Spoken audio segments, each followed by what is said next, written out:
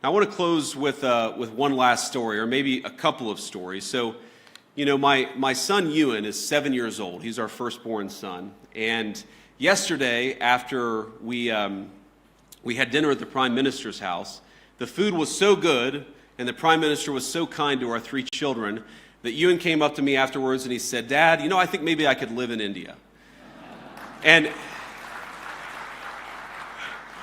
But I think after about 90 minutes in the Jaipur sun today at the Great Palace, he suggested that maybe we should move to England. So you take the good with the bad here.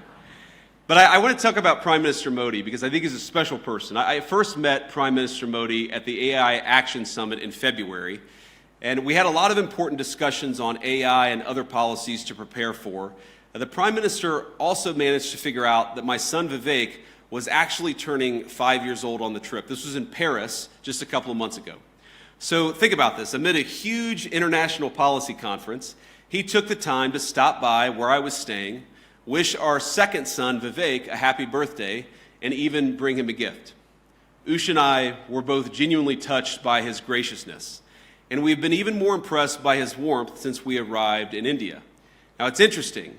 Some of you may know that when you're a politician, your kids spend almost as much time in the limelight as you do, and the great things about kids is they are brutally honest. They're brutally honest with everybody, whether you want them to be or not.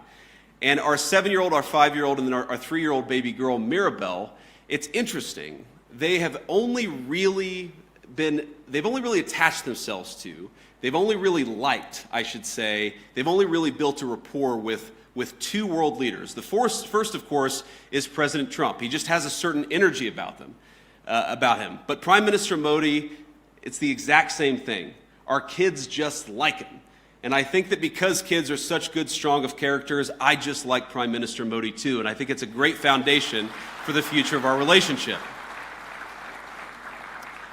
I could tell when Prime Minister Modi came over a couple of months ago, and I believe today that he is a serious leader who has thought deeply about India's future prosperity and security, not just for the rest of his time in office, but over the next century. And I want to end by making a simple, overarching point.